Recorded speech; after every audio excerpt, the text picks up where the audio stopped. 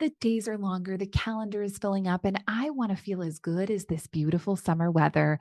That's why I've been loving Groons. It's one daily pack of gummies that covers my greens, vitamins, and minerals, and even has 6 grams of prebiotic fiber. So I don't need to juggle a complicated wellness routine on top of everything else. They taste amazing. They're easy to toss in my bag on the go. Plus, they're vegan, gluten-free, and HSA, FSA eligible for reimbursement. Save up to 52% off with promo code podcast at gruns.co. That's code podcast at gruns.co.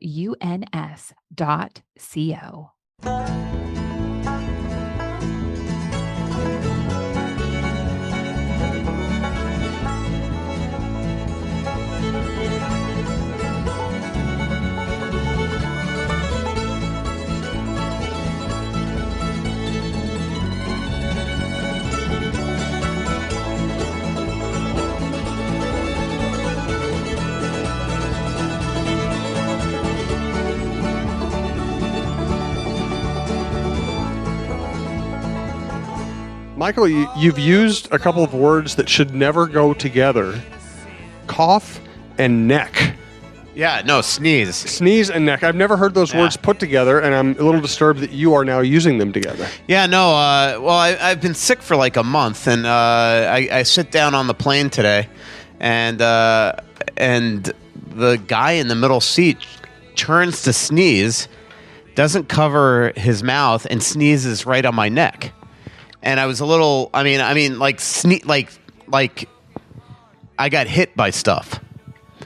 And I look at him, and that was the nicest possible way you could put that. Yeah, and then so I look at him, and he just continues to look forward and like read his like template. This is before we take off, and I just turn to him. I go, "Are you effing kidding me?"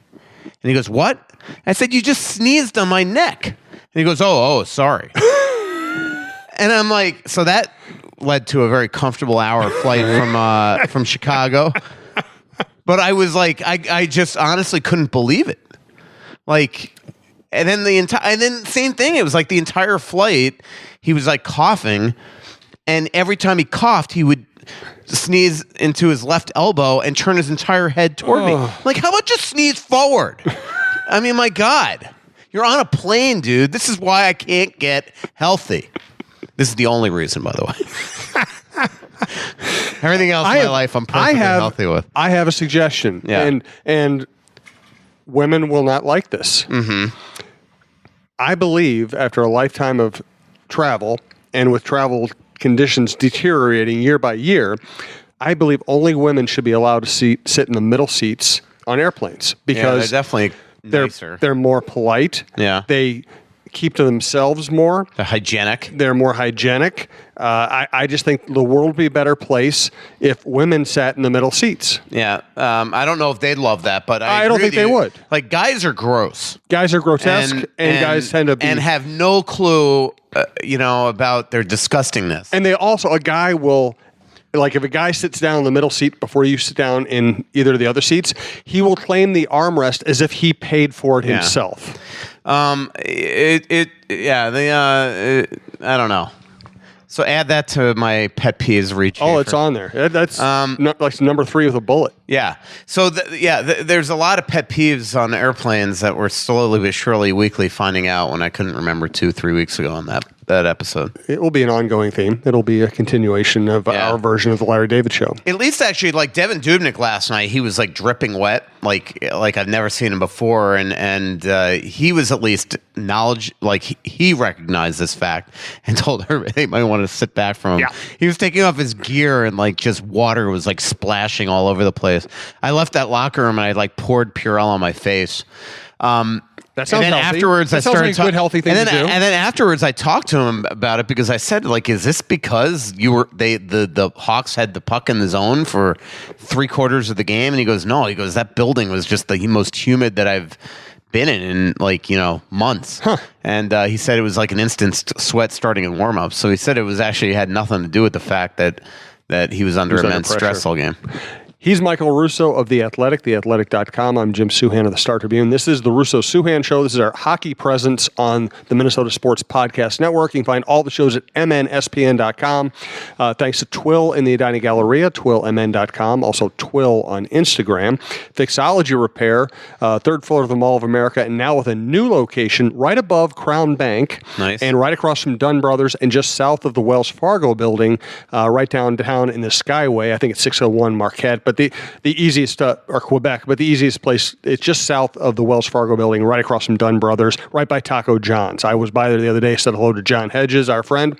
I wish John Hedges and his lovely missus were going to Tuscany with us next summer. That'd be nice. That'd be nice. He was a good travel partner in Ireland and Scotland last summer.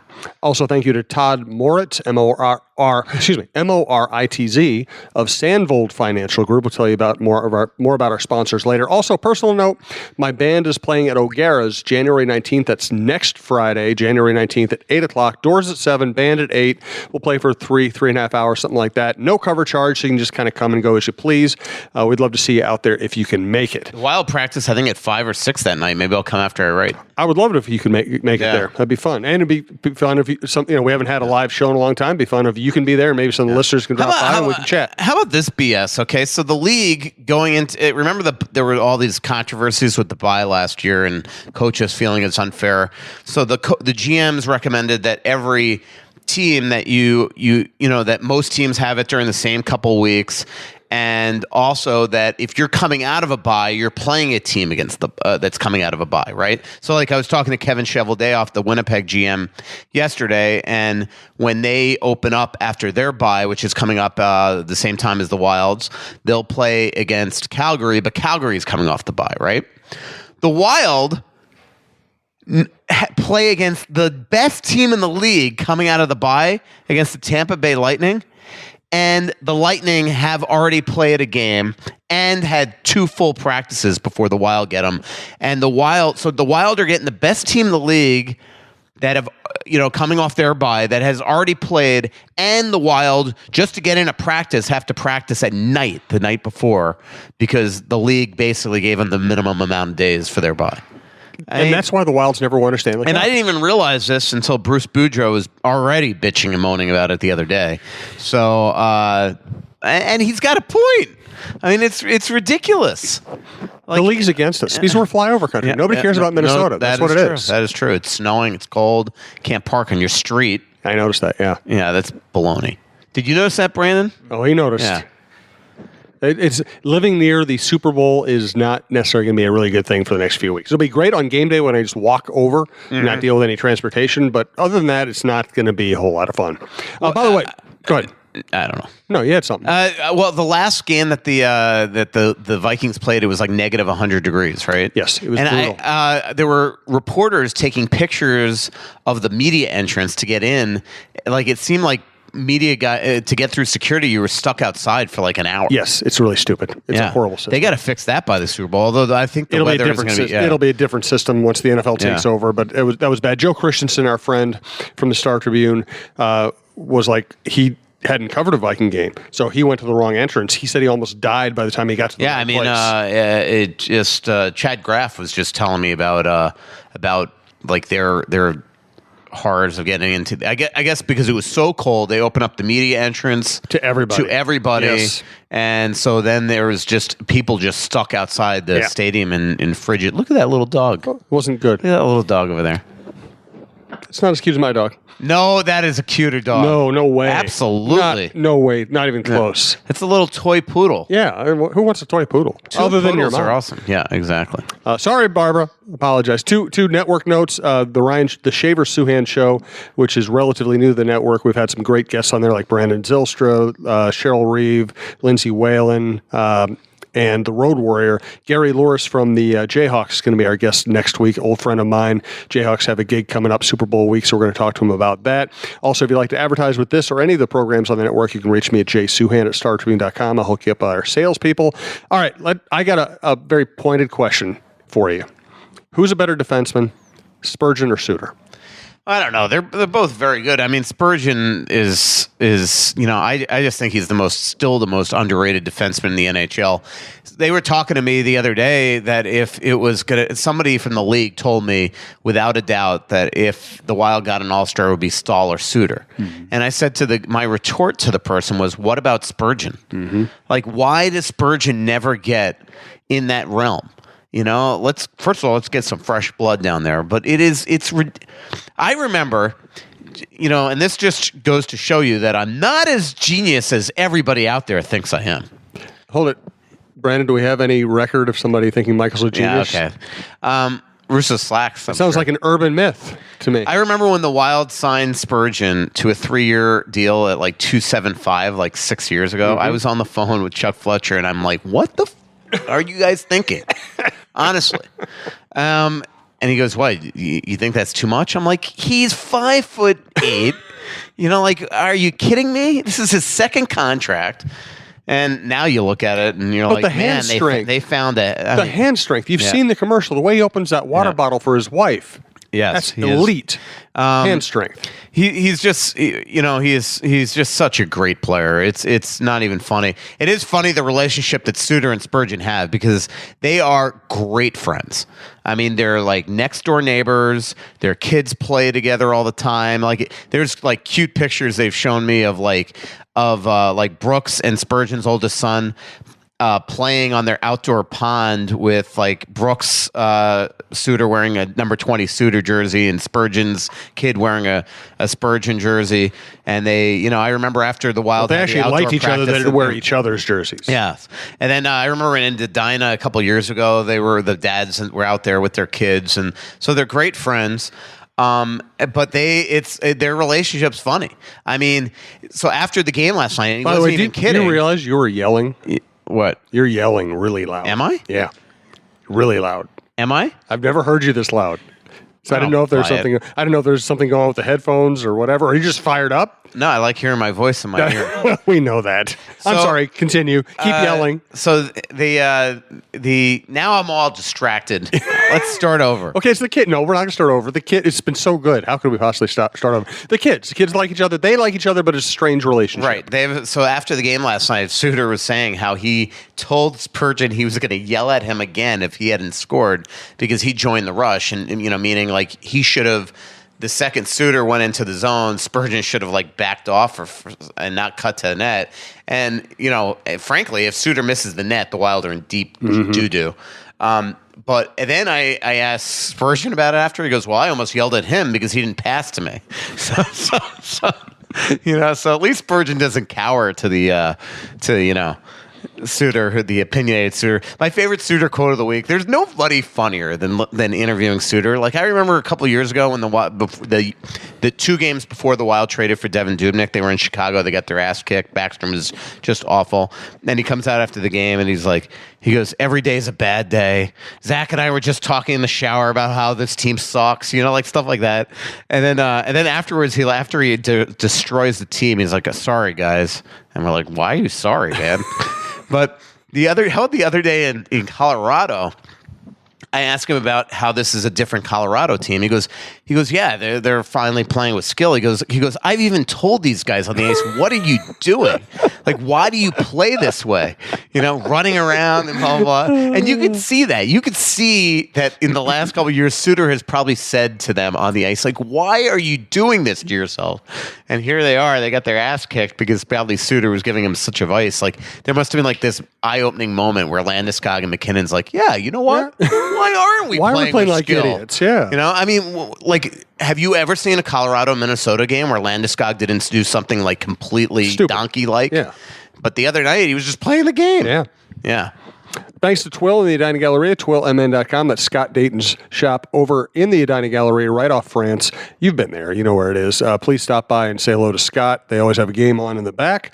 Also, check out Twill on Instagram for great photos of what they have in their store right now. Hi, I'm Stacy Souhan. I love Twill, Scott Dayton's shop in the Edina Galleria. Twill takes the stress out of shopping by offering updated traditional fashion. I know that if Jim goes in there shopping alone, I will like what he buys, whether it's pajamas, flannel shirts, or suits. I plan to recommend Twill to my daughter when she has to buy wedding party gifts and attire. Twill in the Edina Galleria will bring your fashion game to a championship level.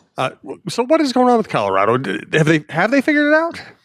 They definitely did before the bye. I mean, playing won 5 in a row, 15-7-1 at home. And McKinnon just looks like an absolute stud, at least before his bye. Was second in the league in scoring. And I think has now 12 points in his last 6 games. They just look good.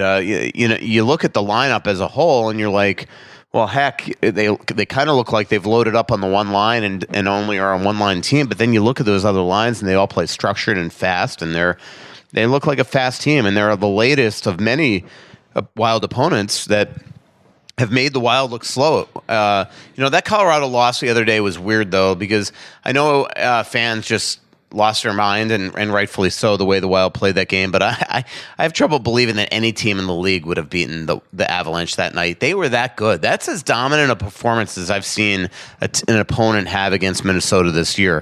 From start to finish, it was it was a 55-minute effort. The first 5 minutes of the second, they weren't very good. And then what was so disconcerting about the Wild that night, and I know the thing that really pissed off Boudreau, was the fact that the Wild got themselves back in the game with that late goal by Eric Stahl in the first period. And then they take a bad penalty. Colin cannot take a penalty that far from his net. And then on the PK, the Wild get that shorthanded rush where Eriksson Ek drops to Winnick. Winnick hits the post. They come back. Dubnyk gives up a bad goal. And it's 3-1, and it's like there was no fight after that. It's like they gave up. And that's what bothered Bruce, because even on the nights where the Wild don't win this year, Bruce has never really been bothered by the effort of the team. And that night he could not believe the way that the team just died against the Avalanche. And I really do think that there was part of the Wild that night that just weren't, Bruce that morning predicted that game. He was it was as intense as I've ever seen Bruce after a morning skate. You would have thought they were playing. There are times where we get him like yesterday at 5 o'clock where he's got his game face on. Mm-hmm. There are times on his second of a back-to-back when we get him, instead of at a morning skate, like 2 hours before the game, Bruce is not in the mood to joke around. He's got his game face on. He had that in the morning in Denver. It's because he knew that was coming. And I think he was so fearful that the Wild were going to step on the ice and think that they were playing the same Avalanche team that they had played the last couple of years. I think he was so fearful that they thought they were going to go in there and just waltz out of there like they usually do in Denver. They entered that game a crazy 18-4-4 in the last 26 there. So, and then they paid for it. Absolutely. So we are talking here on a Thursday. You just got and they got rid of a Duchenne cancer. That guy, Well, and my other question about the Avs is, when we first saw McKinnon, he had that incredible game 1 against the Wild in Colorado. It looked like he was going to be a superstar. What is the realistic ceiling for him now? I think he is a superstar. I mean, there's a reason why he was top pick. I will say, and I'm no expert on Nathan McKinnon, but I was a little shocked at his outward appearance right now. I just think the last couple of years he was out of shape. I know that he didn't look out of shape on the ice, but when you see him in the locker room, you just he didn't look to me to be in shape, and he looked like a different human being. I walked in with him actually before the game. Miguel Sano's fans told me you can never talk about a player's weight, I know. even if you're 50 pounds overweight. And trust me, it's not like he was Miguel Sano's size, but he just didn't look in shape to me. His face, stuff like that. And he and I walked in together just coincidentally through security at the exact same time. And I couldn't believe it was McKinnon. I mean, he's lost a lot of weight. To me, it looks like he's lost a lot of weight. Maybe I'm completely wrong, but he looks like a different person off the ice. I think he's committed himself to getting to back. I mean, you could see that game. He was intent to be a star. And every second he realized that every shift that he could intimidate those blue liners by backing them off, and the Wild just it would have been hard to slow them down that night, but they didn't help that they were so bad in the neutral zone and turning pucks over. Thanks to our friend John Hedges, fixologyrepair.com. As I said, third floor of the Mall of America, up by Nordstrom's. I've been by that shop, and I just walked right into John's place the other day. They're setting up, again, across from Dunn Brothers, just south of the Wells Fargo Center in the Skyway, downtown Minneapolis, near the Taco John's. There are some things in life that you just can't live without. Now, whether it's a special piece of jewelry, a watch, or even your smartphone, you want it in working condition. At Fixology Repair, we are committed to restoring your pieces so that everything works or fits the way it ought to. Watch servicing, chain repair, and broken screen replacements are just a few of the services that we offer at our 2 locations, Mall of America and the Skyway in downtown Minneapolis. Please visit us at fixologyrepair.com or at fixologymn on Twitter to learn more. Mention this ad and get a 10% discount on our services. So you just got back from Chicago. On your way back from Chicago, you got your neck sneezed on. That's so disgusting. God, it's disgusting. What do you make of the Blackhawks? Is this a franchise in crisis? Is it a franchise that just can't sustain anymore? Yeah. I mean, I what I like is that Stan Bowman did recognize their deficiencies and has tried to change it by adding a lot of young, faster guys from Rockford the last month, and then yesterday he traded a really bad contract, a mistake that he made with Richard Panik to Arizona, which is a team you dump bad contracts on, and got back Anthony Duclair, who, former 20 goal scorer, 20 years old. He, I was talking to Sarah McClellan, the Star Tribune beat writer last night, who covered the Arizona Coyotes, and I asked her thoughts on Duclair, and Duclair to her is like a lot of young guys, where the problem with him is that he's got all the speed and skill, but you just don't know what's gonna transpire on the ice every night. There's times where he's just completely MIA, and so now you put him on a great team or a skilled team like Chicago, and it should help them. But they're a different team. I mean, you lose. Panarin was a huge loss. Their blue line, Seabrook's been terrible. He was terrible. Seabrook last night wasn't good. He scored a lucky goal. Their blue line is so pedestrian now. Like, even Duncan Keith last night, I saw him in the third period. I'm like, I haven't even noticed him. And he's usually somebody that makes stuff happen against the Wild. Kane was trying hard last night, but when you're playing with guys like Lance Boma, holy hell. What was Kane supposed to do? I mean, that Forsling play, and there were all these plays that Kane should have had 4 points in the first period, and guys weren't even ready for his passes and things like that. So they just and obviously Corey Crawford being out hurts. I mean, Corey usually stones the Wild at every turn. Last night, I mean, it was a great snipe by Suter, but let's be honest. I mean, that's a puck that Forsberg's got to stop. So. And I do actually like Forsberg as a goalie. I think he's a perfect backup. But they don't look like the same team right now. I still think. I mean, let's be honest. They were 4-1-2. I think in the last at least. I think that coming into last night's game. So they seemed to have turned the tide. Maybe they thought it was going to be too easy after beating a minor league team like Ottawa the day before. I mean, that Ottawa team's horrific. Although they beat Toronto last night. But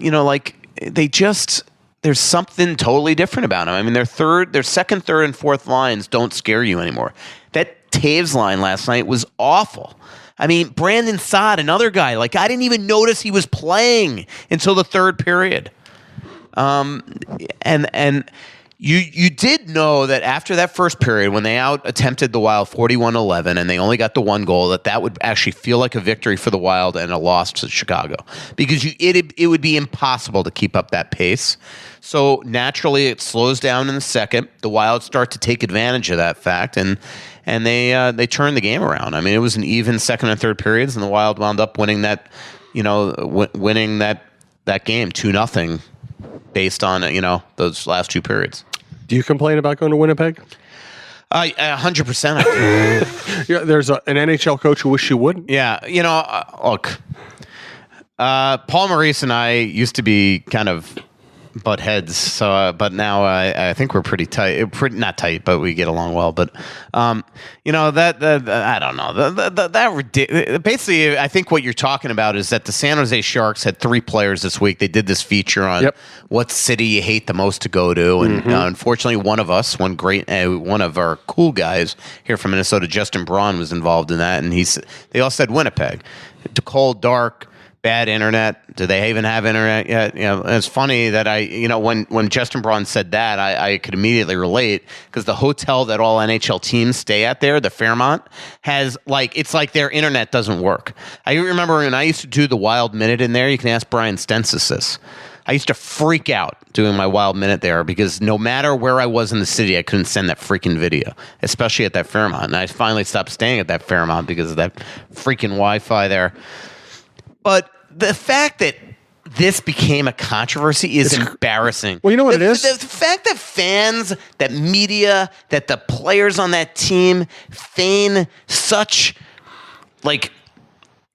outrage that 3 players don't like to go Winnipeg. Let me promise you that if you poll 700 NHLers, including 20 that play for the Jets, and you poll 100 media members, 95% will say that the city they hate to go to most is Winnipeg. I agree with Paul Maurice that nobody should complain if they're in the National Hockey League. But that doesn't mean that you should... You can't answer a question. Yeah, you can't answer a question. And like we all in our lives, like if you ask somebody in Winnipeg today... He's yelling again, Brandon. What city do you hate the most? He's going to get me kicked out of my building. Yeah. He's yelling so loud. I mean, but my point is that... Everybody doesn't like something. And so if you're a Winnipegger and you say, what city in Canada do you not like the most? Do you think one of them is not going to say, well, I hate Regina?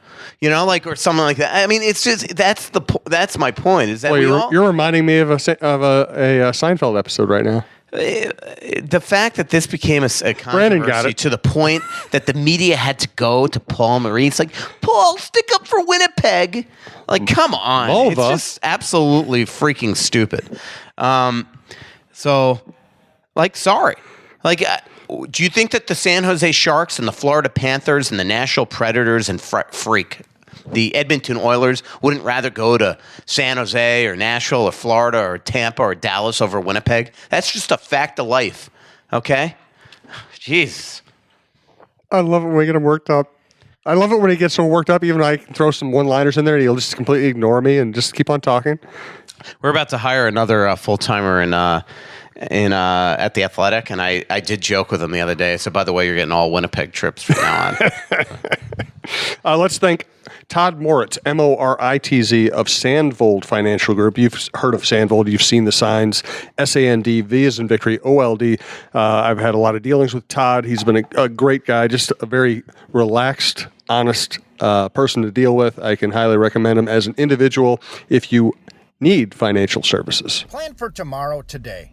It sounds easy, but for many people it's not. The good news is, planning for your financial future isn't something you have to do all by yourself. Visit sandvoldfinancialgroup.com to request more information and ask for the tax-efficient insight of Todd Moritz, CPA. Registered representative of and independent of Questar Capital Corporation. Member FINRA SIPC. Advisory services offered through Questar Asset Management. I think that that Winnipeg, they would all love to move south.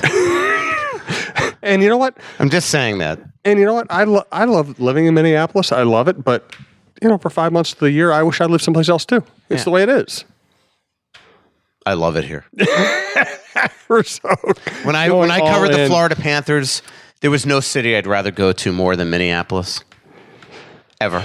So I guess we need some sodium pentothal for the next show. Yeah. Twitter questions. Michael Lee Brown, where's Landon Ferraro in his comeback? Will he be coming to the NHL again? I don't see it. He's had a hip. He compensated for the knee surgeries that he had last year by then hurting his hip, and he's been playing with that all year long. And right now, this Wild team has no cap space as it is. So.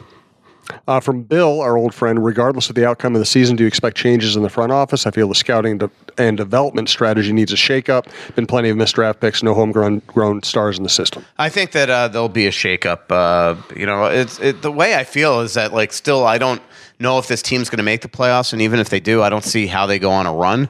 Maybe I'm completely wrong, and they're going to peak at the perfect time. God knows they've peaked at the worst. They've collapsed at the wrong times the last couple of years, so maybe it'll be the opposite. What concerns me right now about what I'm seeing on the ice is Parise is not the same player. I know it's going to take a while, but a former NHLer really good analyst DM'd me last night. He goes, "Oh my God, has Parise had this funky stride since he's come back? That's concerning." And I've seen it too. I noticed it right in Des Moines. He's got a weird gait to him now on the ice, and so that's concerning. And then the other thing that really concerns me is Niederreiter. He is not going to be healthy all year long. He is not going to be healthy until the summer. I mean, he might gut it out and play. He's going to definitely do that. But, this ankle thing just doesn't go away. And, man, it is painful watching him walk right now. So I feel for him, and it's killing him.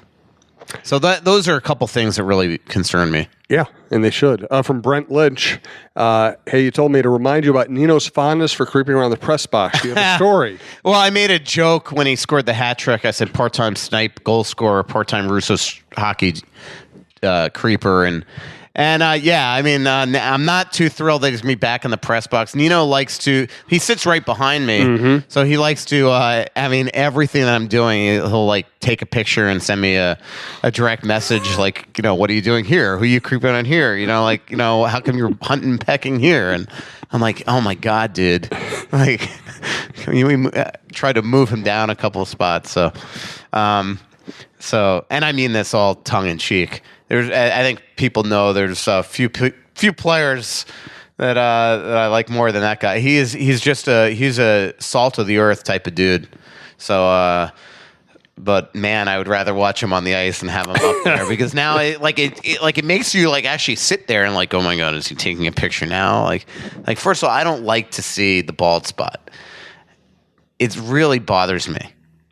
You know what's also bad is I'm starting to get gray. I went to the bathroom on the plane and I thought I had something in my hair and I tried to pick it out and then I realized it was actually my hair. Anything else you want to get off your chest? Because I'm going gray. Anything else you want to... Did I make that clear? Oh, you made it clear. Yeah. But I mean, is there anything else that's really bothering you in life right now? Lots of things, Jim. From Name Can't Be Blank, was Fletcher ever in on trying to get Duclair? Why does he always seem a day late and a dollar short on these trades? I actually think he makes more trades than he should. I don't know if he was in on Duclair. I don't know if they like Duclair. I mean, you don't just trade for anybody. Right. But although sometimes it seems he does. But I do think that this team needs to get faster, and I do think that sometimes he is a little dollar short. Right now, if I'm the Wild, I say, holy hell, did we screw up on Marcus Foligno? And they've got to figure out a way to get out of this. And so there's something where it's if he didn't at least make a call to Arizona and say, hey, would you take Marcus Foligno? Then he is missing the boat. And Stewie's another one. My God, can you be more inspired? He just floating around the ice to the point that the Wild are shorthanded right now, and Bruce will not play him. He stopped playing him last night. He doesn't hit people. That's why it's I like Stewie as a guy, and man, I covered his brother. I love his brother. But I just thought it was hilarious, these fans, when he was Stewie has scored 1 goal in 3 months and doesn't get hits anymore. And these fans in Colorado trashing Bruce Boudreau that he didn't play Stewart. Stewart was going to slow down the Avs that night and keep the Wild from getting checked. I mean, man, people, let's chill out. Yeah. He's got to be better. So to get back to a name blank question, whatever, I don't know. Close enough. I'm not saying they should have gone for Stewart, but I did when I made that sarcastic thing about what GM Stan Bowman said yesterday. I was referring to what this tweeter is asking is, at some point here, you can't just I talked to Chuck last week and he's I don't think that we're going to make a lot of moves. Well, you know what? You can tweak. And right now, the problem with this team, he keeps on saying it is the third and fourth line. Well, then do yourself, and maybe he is. Maybe nobody will take him. Maybe everybody's seeing what we're seeing. But do yourself a favor now and repair and get an upgrade. And because, man, we could all rip on the Suter contract and the Parise contract and the Koivu contract. It's contracts like Marcus Foligno that is going to really destroy. 3 years more at $285. And That's what was brutal. Boudreaux doing? I wish I remembered to ask him after. I will tomorrow. No practice today. But, like, what was Foligno doing on the stall Parise line to begin with? Good. That's like, a very my good question. God. Like, I pointed out in warm-ups. I said it the first minute. And then what happens? Like Marcus Foligno needs to be a get the puck deep and go to the net guy. And he tries to make that play where he drops it to the blue line yesterday. And I know that 50 seconds happened before that goal, but that turnover, and I get it, turnovers happen constantly. That's the game. You know, I mean, the whole game, there's a turnover every shift. But that Marcus Foligno can't be drop passing to a covered Eric Staal 2 feet behind him at the blue line. And Parise should have gotten into deep to begin with as well. But then what happens is the puck goes the other way. They're in their zone for 40 seconds. Seabrook scores. And it all started with Marcus Foligno not getting the puck deep. From Eric Vigo, which Wild players will be at the same resort as Russo during the bye week? I don't know about the same resort, but I expect a handful on my plane on Monday morning.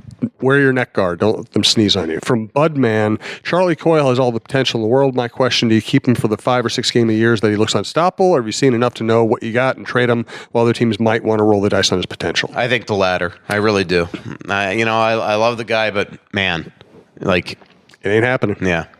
From Retliff Saucer, why isn't Zucker scoring? I don't know. I mean, he's getting robbed a lot lately. He is turning pucks over. Chuck was bemoaning the fact last week that sometimes to back off defensemen, sometimes Zucker needs to take odd angle, meaningless shots sometimes, and might not help them, but 2-3, a cut period or two later, it will help because his speed will back guys off. But even more so than him not scoring, because look, he's getting unbelievable chances. What was the home game before the Colorado game, or maybe it was the home game before the Colorado game. I mean, he was 3 or 4 robberies. Last night should have scored 2 or 3 goals, robbed. So he's getting his chances. That doesn't bother me as much as the turnovers. Finally last night he was taken off the power play. He can't be turning pucks over the way that he does constantly, and that's a huge concern. From Derek G. Johnson, does Zucker's inconsistency mean his next contract might be more reasonable? I said that to somebody as I was walking into the arena with him yesterday. I said, I usually am a proponent is get a contract done because it never goes well. You always spend more money.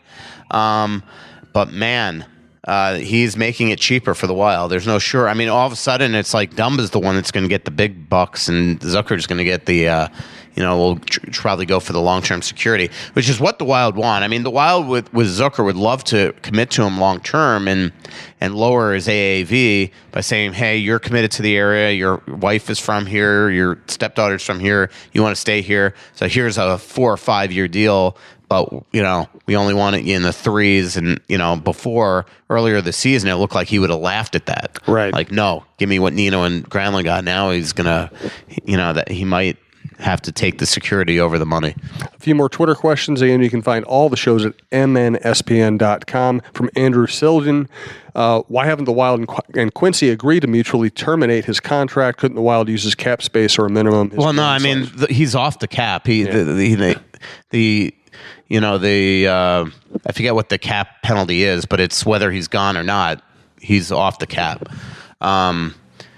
Money-wise, I think Craig Leopold should be like, excuse me, why am I paying this guy $1 million to not play? I don't know. I maybe it's Chuck Fletcher being philanthropic with Craig Leopold's money. I think it is absurd saying, hey, we messed up, but I don't know. From Jason Piant, our old longtime listener, Stan Bowman has big contracts up against the cap every season, yet he seems to attempt to make hockey trades every season, yet Fletcher sits and waits and makes bad rental deals at the deadline. Why? Say that again. Sorry. Basically, he's saying Bowman is up tight against the cap and is able to make moves that help his team. And Jason is saying Fletcher sits and waits, doesn't make those kinds of deals, then makes bad rentals at the trading deadline. Why the different approach? Well, I mean, I'm not disagreeing with everything with what you're saying there, but I made a kind of a similar comment on Twitter yesterday, and Bowman got attacked, and I didn't get attacked, but I got peppered from a bunch of Blackhawk fans, like, let's not make this guy out to be the genius. He's made a lot of bad moves and blah, blah, blah. We're all tunnel vision. you are talking about. I get that they've won 3 cups, but they've won 3 cups because of Kane and Taves. Yeah. And let's be honest, okay. The reality is that the Blackhawks are worse than the Wild right now. So let's not make him like he's. He made a lot of subpar moves coming into the season, according to at least their fans. From Kevin, have we always played man-on-man defense, or did that switch this year? Thought we played a zone scheme previously, and our forwards leaving players open in front of the net has been an issue. Yeah, I know they're not supposed to play man-on-man, and they certainly get lost a lot in their own end. Kevin also asks whether Coyle is injured. He looks slow. I mean, he broke his tibia. He was operated on. That doesn't just magically. I mean, how many times do we see Coyle fall down and get up, and he's slow to get a giddy up again? I mean, these guys, just because they're back in the lineup, don't make them 100%. I mean, we saw how long it took Granlund to get to be, in my eyes, right now, one of the best forwards on the team. Again, Nino, even though he was playing. Doesn't mean he was 100%. There's no way that Charlie Coyle broke his tibia, had a bunch of screws inserted, and is just magically great. Zucker, to me, there were times last night he showed very little burst. These guys are all banged up. I mean, and every team is. But I'm just saying. But to get back to your Coyle question, I mean, no, I don't think he's like he came into camp at. Another good question from Jason. Do you believe Fletcher has gotten too locked into keeping the younger core intact to the point where he is paralyzed to make a move? Do you know of any trades proposed for players in this group that the front office passed up? No, I mean, I don't know about that. I mean, they've tried before to trade. Brody and Dumba have been in trade talks before. But I do think that the organization definitely got locked in with a lot of these young guys. And I definitely think that this organization has a propensity to look at things with scout's eyes all the time. I drafted him, so I'm going to stand by him. And that could sometimes be, sometimes that is why you need somebody to come in here with completely fresh eyes and no allegiances to anybody. We'll wrap up with a couple more Twitter questions. Thank you for sending them all in. We never get to all of them, but we do appreciate them. Again, this is mnspn.com. Thanks to Twill, twillmn.com, Twill on Twitter in the Edina Galleria, fixologyrepair.com, Fixology Repair, 3rd floor, Mall of America up by Nordstrom's, also just south of the Wells Fargo Center in Skyway across from Dunn Brothers downtown, and Todd Moritz, Moritz, of Sandvold Financial Group. From Jacob Burkhart, who's at fault for Nino coming back too early? He's obviously assuming that Nino came back too early. Well, I think he came back too early. He was limping around the locker room even the day he was coming back. I think that's all on Nino. I think they just know he's never going to be 100%, so it's up to you. Can you play? And Nino told me that his I'll tell you what he told me. I don't want to misquote, but I mean, he basically said to me that he just couldn't play through it anymore, that his brain thought that he could do it, but his body eventually shut it off. And that's, what it came down to. From Jared it kills these guys not to play. Yeah. And let's be, he came back and did get a hat trick against Buffalo, so he helped them to a big win. But yeah, I mean, he's, these ankle injuries, sprains and stuff just don't magically go away. There's nothing. I mean, these high ankle sprains just keep you hurt for a year. They really do. From Jared Mealy, is the team's 31st ranked Corsi a concern for Boudreau and the rest of the coaching staff? I think so. Means they don't have the puck enough. From Go Dubs Go, our old friend Lonnie, is there anything beyond flat-out frustration going on with Doobie this season? When on his game, he's almost zen-like. When he's not, he's disputing goals with officials, blowing a gasket like against Colorado. Well, even in the first period yesterday, he was. There was one time where he made a save where he just slapped it to the faceoff circle, and we saw it very early in the Colorado game, even before he eventually melted down late. I think a lot of it is not even frustrated with his own game. I think he's a very smart guy, and he knows the way this team is supposed to play in front of him. And I think when he saw the way they were playing in the first period yesterday, he was incensed. These guys want to win a cup, and he knows that right now this team isn't good enough. And he does have a ton of belief in this team, and so it is bothering him that this team isn't as good. So it is you're seeing a guy that is normally unflappable, and he's not been that way a lot. But again, the most important thing about a goalie is winning. and he's 12-3-1 in his last 16 starts. So, I'd still rather have Dubnyk in my net all the time. I really would. And, Stalock is a great backup, but that is what he is. He's a backup. Last question. Thanks, Michael. Appreciate it. Good stuff today. Hope you recover from the Ebola virus that you got on the plane. Tony Leonard, I feel like the captaincy issue is way overblown here, but at the same time, is the lack of a Koivu is a great leader with tons of respect in the room story, similar to the lack of a Miggy Sano is a great family man story? No, I don't think so. I mean, look, Mikko is liked in the room, but he is what he is, and to me, the C, the A, all means nothing. Is this team emotionally broken that they just after years of the core being together have not gotten it done, and do they realize even that there needs to be changes to the core of this team to make them better? And that's what I think is what's going on. I mean, you return the same team every year. They've got the same identity every year. This is what happens every year. They're just not good enough to get over the hump. So there needs to be significant changes. They're just not going to magically compete with all these teams. And where I get nervous if I were a Wild fan is the fact that you look around this conference and this league and you see all these bright young players. And right now, we don't see that with the Wild. They made their bet with the core. We know what they are at this point. The Zuckers, the Coyles, the Granlunds, the Brodins, the Dumbas, things like that. But, where are the stars? Where are the game breakers? I like Eriksson Ek's game, but he is what he is. Like, he's not going to eventually become, to me, I don't see a guy that's going to eventually become a star. I don't see that with Cunnin either. And so that's where the concern is with this team is yet again, it's like, even when you ask the Wild about Eriksson Ek, a good two-way player. Well, it'd be nice at one point to have a one-way player. I've always said that. It's like, and the other thing that's bothersome to me that is an absolute indictment of the management is you can't sit there on one day tell me, like Brent Flair did in Anaheim, that we drafted Eriksson Ek because he is a future center and we see him at center and at center and center and center. And then you have your coach the very next day say on the record to me, we see him as a winger. And then ever since that game in Anaheim has not played center. When the guy that's going to win the Calder this year is playing wing and was taking 3 picks after Eriksson Ek. Okay, so that's the problem. You can't justify not taking Besser because we needed a center and he's a future center, and then all of a sudden he's playing wing every night and not scoring.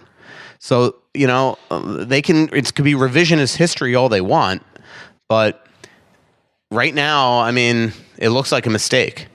Maybe I'll look like a fool in 4 years and change my tune and say, thank God they took Eriksson Ek. But right now, I don't think so. So Friday night, January 19th, 8 o'clock, O'Gara's, come out, see Michael Russo, see my band, have a good time. We appreciate all the support for the network. Great stuff today, Michael. We'll talk to you next week. No final thought? Your final thoughts are always so horrible. I thought I'd relieve you of the responsibility. Okay. You have a final thought, though. This is the time you come up with a final thought and I don't ask you. Yeah, I was going to talk about Evander Kane. Well, give it to me. Go. Well, how about Justin Falk? Justin Falk, of all players. A guy who wouldn't push anybody in a Wild game pushes and shoves at Evander Kane in yesterday's practice and calls him selfish. So that stuff, actually, I mean, it was made a big deal because Falk, I guess, was really vocal where media guys heard him call Evander Kane selfish. But this stuff does happen in practice every single day. It's not a big deal. These guys have battle drills and they get pissed. What made it a story was it's Evander Kane who, was basically run out of Winnipeg, and then came out that his teammates, I think Wheeler and Bufflin, put his tracksuit in the shower and things like that. He's just known as this bad teammate. So if this had happened to anybody else, it wouldn't have been a big deal, but it blew up in Buffalo, and it's probably what they need. Is that team is so bad right now, they probably need a little emotion. That's my final thought. We got a final thought out of them. That was awesome. Pretty little city built on a hillside. Music in the bars and fire in the sky.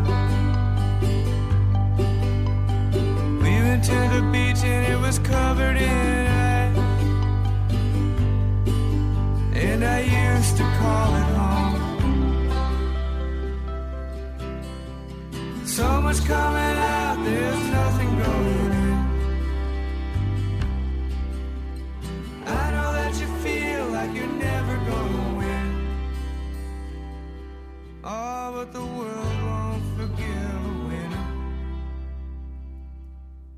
It's your last chance to get gifts before the holiday, and right now at Old Navy, everything's up to 75% off with gifts from just $1, $2, $3, and $4. Buy online, pick up in store for free in 2 hours with extended store hours too. Get up to 75% off everything at Old Navy and OldNavy.com now. Valid 12/18 to 12/24, excludes gift cards, today only, 2-day only deals, register lane items, jewelry, and Zip Zap Stuff gifting bins. Orders must be placed before 4 p.m. for same-day pickup, subject to availability and delays. Additional terms apply. Security threats are everywhere. But with Xfinity XFi, you're notified of threats to your in-home Wi-Fi network, so all your connected devices are protected. That's simple, easy, awesome. Go online, call 1-800-XFINITY, or visit today. Restrictions apply.